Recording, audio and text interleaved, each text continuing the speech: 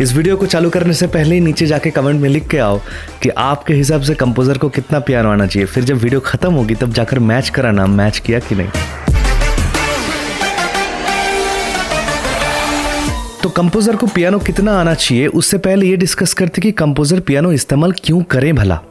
उसके multiple reasons है। देखो, सबसे पहला एंड सिंपल पॉइंट तो ये है कि जब आपके दिमाग में एक आइडिया हो, उस आइडिया को किसी को बयां करने के लिए, किसी को समझाने के लिए सबसे इजी तरीका ये होता है कि आप उसको प्ले करके या फिर एक म्यूजिकल फॉर्म में समझाएं, इंस्टेड ऑफ कि जस्ट बोल रहे हो कि मेरे सुर में सा धा पा धा मा पा गा मा रे। इससे बेटर है कि आप एक्चुअली बजाकर उस गाने को तेरे बिना मैंने देखो खुद की क्या हालत बना रखी।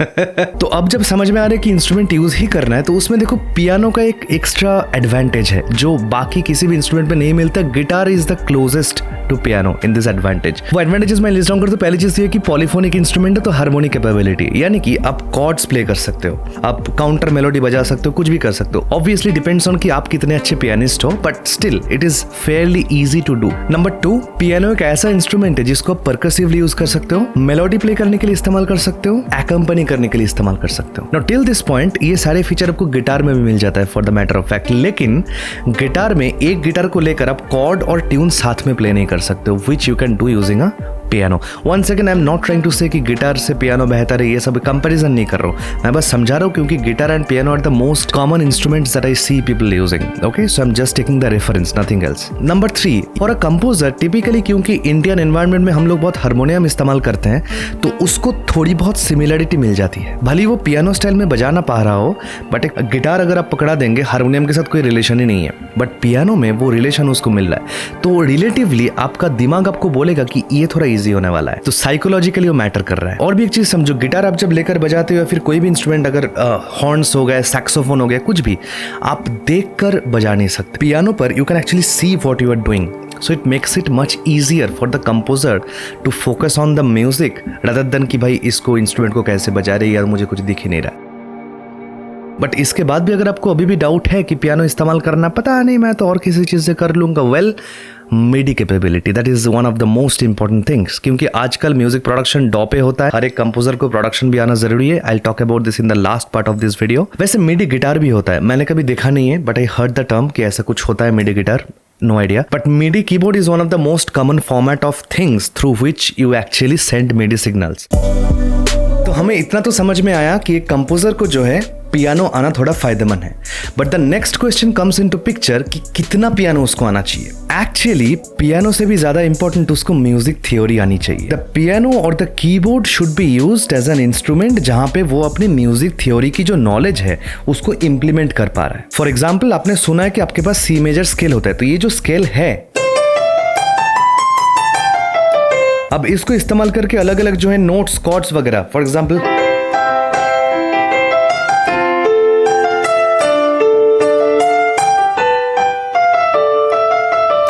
सी मेजर स्केल को इस्तेमाल करके मैंने कॉर्ड्स पकड़े, मैंने नोट्स पकड़े एंड एक मेलोडी मैंने तैयार की। ये इंपॉर्टेंट है। मैं इस वीडियो में कंपोजिशन के रूल्स वगैरह के बारे में बात नहीं कर रहा हूं, but the main point is कि आपके पास जो भी आइडियाज आ रहे हैं, जो भी थॉट्स आपकी आ रही हैं, उनको कहीं ना कहीं तो आपको इंप्लीमेंट करना पड़ेगा, और यही चीज फिर आपका जो डॉ में कनेक्टेड रहेगा। नाउ मेरे पास एक मिडी कीबोर्ड है, इसको इस्तेमाल करके मैं डॉ पे रिकॉर्ड करता हूं, not this one, but anyways at any point of time you need a machine that can actually play back your ideas. तो स्केल्स, कॉर्ड्स एंड हार्मोनी, ये जो 3 बेसिक चीजें होती हैं म्यूजिक को अप्रोच करने के लिए, कंपोजिशन आपके जो दिमाग में है उसको डालने के लिए। तो जहां तक सीखने के बाद आप स्केल्स, हार्मोनी एंड कॉर्ड ये तीनों आप कर पाएंगे, वहीं तक समझिए कि आपको मिनिमम सीखना है। ऑब्वियसली अपर लिमिट तो होती नहीं है। As a composer definitely you can graduate yourself to a better pianist and all those things, but the point is कि मिनिमम उतना तो आपको आना चाहिए। आपकी फिंगर मूवमेंट होनी चाहिए।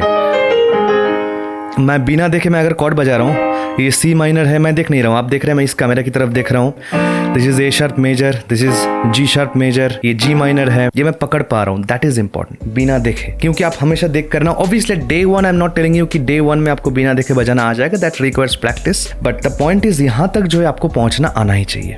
और भी एक चीज याद रखिए कि म्यूजिक थ्योरी जो है आपको एक जगह तक पहुंचाने के लिए, उसके बाद से जो है उसके बाद आपके इमोशन, आपकी फील कनेक्ट होती है। थ्योरी आपको एंड तक नहीं पहुंचा पाएगी। फॉर एग्जाम्पल आप यानी को ले लीजिए, यानी one of the best musicians in the world, at least I believe so. यानी के बारे में मैंने पढ़ा था कि उनको स्टाफ नोटेशन पढ़ना नहीं आता है। क्या उनकी म्यूजिक को कोई दिक्कत हुई है उसकी वजह से? एटलीस्ट मुझे तो ऐसा नहीं लगा है कि भाई उनको दिक्कत हो रही है। चीज को समझो, अल्टीमेटली वो भी हार्मोनिक कॉर्ड्स एंड ये जो आपका स्ट्रक्चर है सॉन्ग का, उसी को लेकर वो काम कर रहे हैं। लेकिन वो कैसे कर रहे हैं? अपनी फील से कर रहे हैं। कहीं ना कहीं उन्होंने स्टार्ट किया था। He is a self taught pianist, उन्होंने खुद से पियानो सीखा हुआ है। तो यहां तक अगर आपको आ जाता है, that is enough to carry on your music composition.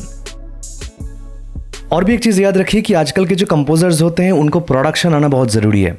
क्योंकि आप जब एक आइडिया बोल रहे हो, जैसे मैंने आपको पहले बोला कि मुंह से बोलने के बजाय आप उसको हारमोनियम पर बजा के या पियानो पर बजा कर सुनाइए, उससे भी बेटर ये होता है कि आप उसको अरेंज करके, मोर और लेस अरेंज करके आप उसको सुनाएं। जितना दिन जा रहा है उतने more and more composers production सीख रहे हैं एंड वो बेटर हो रहा है। तो कंपटीशन में आप बहुत पीछे रह जाएंगे अगर आपने प्रोडक्शन नहीं सीखा। और अगर आपको डाउट है कि step by step composition, production, mixing, mastering वगैरह कैसे की जाती है, then this video right now on the screen will help you out about that. Thank you so much once again for sticking till the end. I will meet you in the next video.